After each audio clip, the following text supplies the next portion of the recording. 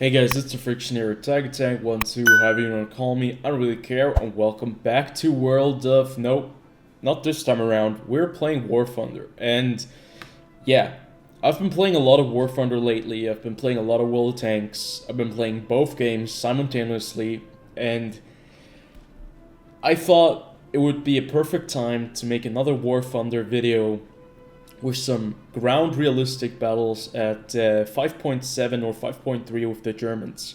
And I just wanted to show you guys that I do actually play War Thunder. If we go into my research, you can see that I'm currently working on the top American tech tree, or to get the jets, with the Air Force, and also trying to get the M1A2 Abrams.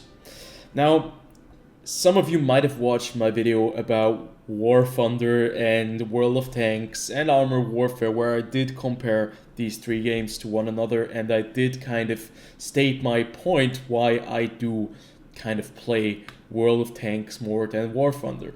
And to be fair, I haven't watched that video in a long time, but I constantly get new comments on that video, and I do understand the frustration coming in from a lot of War Thunder players. I think the like to dislike ratio is the highest I've ever had. Well, I mean, dislikes is the highest I ever had on my channel, 37 to 23 likes, or 25. And I do understand that that video was a bit of a tease, and one that probably ruffled some feathers. But I don't really remember what I said in that video just now. I still go into that video, at least into the comment section from time to time, to see what is going on. And yeah, it's a pretty crazy battlefield. I think it's the one video that I have the most comments on, and people are still very active after 2 years of having delivered that video to YouTube. So yeah, that probably doesn't hold as much as it did previously. I think that the grind in War Thunder and in World of Tanks is equally strenuous if you're not spending any kind of money on the game. And as you can see right here, we certainly have dipped into the cash cow, because we have a KV-1C756R, which is a captured KV-1 with the German 76mm gun. And just so you know, I'm not a professional War Thunder player or crazy good player, anything like that. I like to have fun in this game, I don't care about the stats, and I've noticed that the community is also a bit nicer than in World of Tanks. At least in the spheres where I'm moving around when I'm playing this game. So yeah, what is War Thunder like? I think War Thunder is a very interesting and refreshing take on vehicles, a lot more realistic if you compare it to World of Tanks, but still at the same time it is a video game. The vehicles might just behave realistically, but you're still going up against tanks that are like prototypes. But this time around, if the tanks are prototypes, well, most of the time they will be premium vehicles. Or you're going up against nations that probably never have fought one another in any shape or form. But still, I really enjoy the way that they have handled War Thunder, and especially with the update 2.0, it's been a very big blast to play. Although I have a lot of other things to do, I have been skipping on a lot of that stuff just to play War Thunder and enjoy those jets and those special effects that came with update 2.0. Okay, right now you can see we're playing on Ash River. This is a map that you will be playing quite a lot. At least I've noticed. I've been playing this map a lot of times. And we're in a Tiger, which obviously fits because we have our name, Tiger Tank. And we're sitting right next to our little brother or big brother. I don't really know what you would call a Panther D, but I think from the size we're almost identical. But as we're older, I'd say we are the older brother, which makes a lot more sense. So right there, something fired behind that cupola. You can actually see it moving just the top of the turret a bit. What I've noticed is that you have to pay a lot more attention in a War Thunder than in World of Tanks. We actually, oh, it's very interesting because that is a Swedish tank destroyer right there. The Swedish tank destroyer. Oh no, actually, excuse me. I don't know my tanks. That is a British tank destroyer. QF 3.7 RAM. I think we're going up against the British and Swedish, yes. And those things actually, they definitely do hurt a lot if they manage to pen you. Okay, so I think we're stuck on a rock right there. Our side skirts are causing a bit of a problem at the moment, but we can maneuver past it and we can push up further. That's what I like to do in this game. I've noticed that pushing in War Thunder is a lot more... Well, it depends. If you're in a fast vehicle and you get to a spot early on in the game, it can be very rewarding, but a lot of the times, if you're in a heavy vehicle, in a slow tank, which most of the vehicles are, since they are, well, since they behave more realistically than a World of Tanks, you can say that, okay, look at the path hit me, I just thought, that it's quite slow and unrewarding pushing into a certain position. Okay, we see right there, okay, you just knocked out Combat 1. What I also think is quite irritating in War Thunder, though, is the tier system.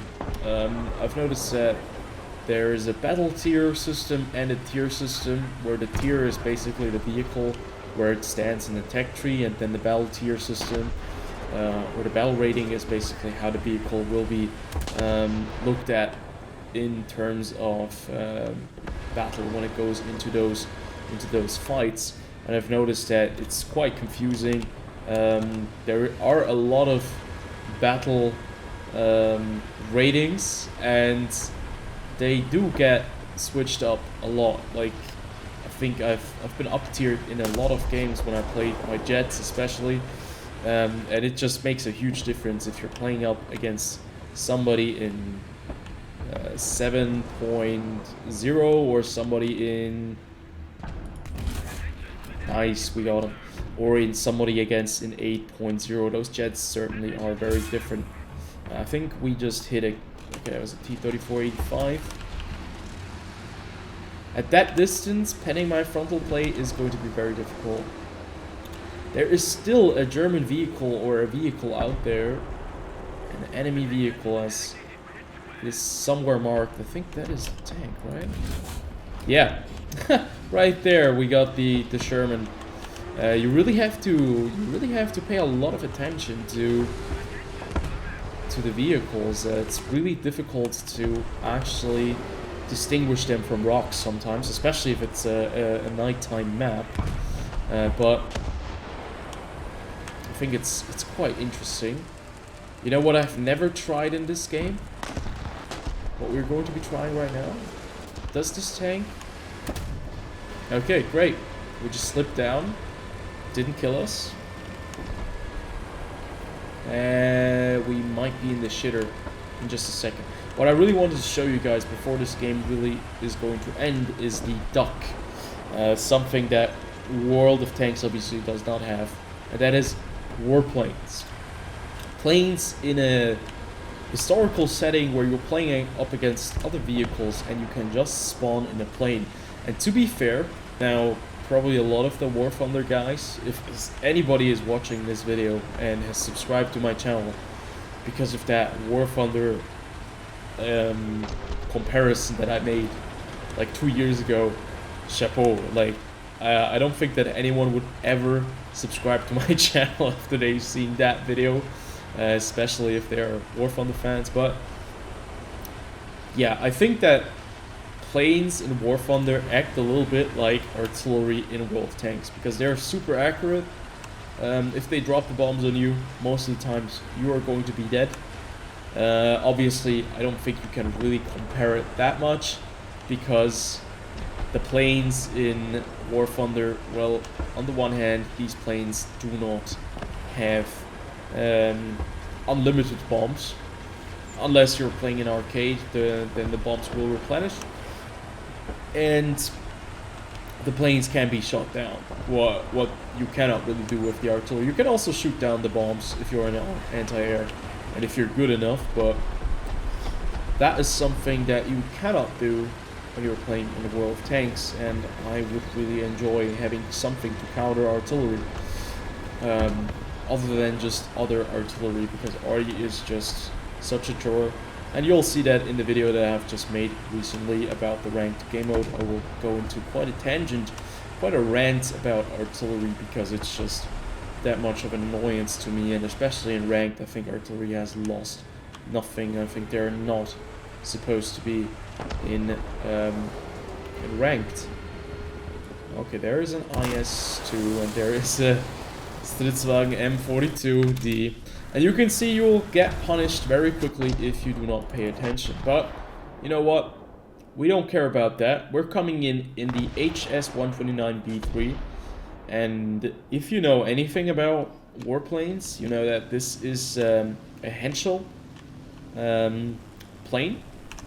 It's actually usually it's this is the Henschel that the German government actually didn't want. They wanted them to, or at least they wanted Henschel, which is like, they produce, what did they produce? I think toasters and kitchen appliances back then in World War II or before that. And they wanted them to actually license planes and license build them. But Henschel had other ideas, and they decided to build this thing, or at least they decided to build this HS-129, which served in several different armies, I think, with the Romanians as well. And unfortunately, that tank was just disintegrated. So we'll have to see where we'll find another target, especially now in this late stage of the game. That is a broken M4, that one that we just passed.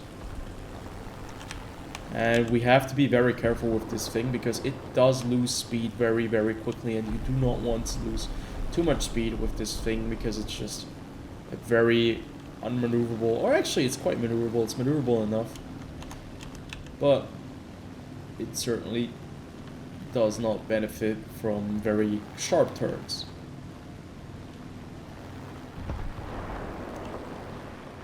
Okay, this is interesting, because I cannot see any other enemy vehicle anywhere at the moment. Makes it a bit more difficult to spot these vehicles now that there are a lot of wreckages sitting around in this game.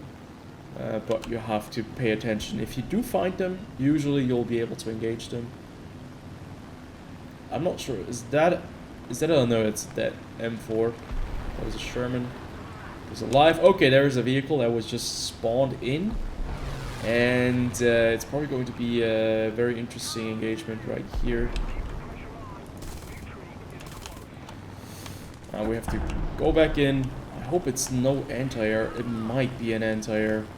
If that is an anti-air, I'm going to be in big trouble. Yeah, just as I mentioned, it's a BTR-152A, a Soviet anti-air that just knocked out my pilot from behind. That is something that will happen to you if you're playing War Thunder. But unfortunate right there. But the game is over anyway. Unfortunately, we did not manage to hit the tank with our 75mm gun, and I think we're gonna leave it at that. Yeah, War Thunder, a game that I do enjoy very much, and I do kind of regret that I worded myself a bit wrongly, or I could have worded myself differently in the other video, but just to prove I still play this game, I enjoy it a lot, and I want to see if I can be very effective in the HS-129B3.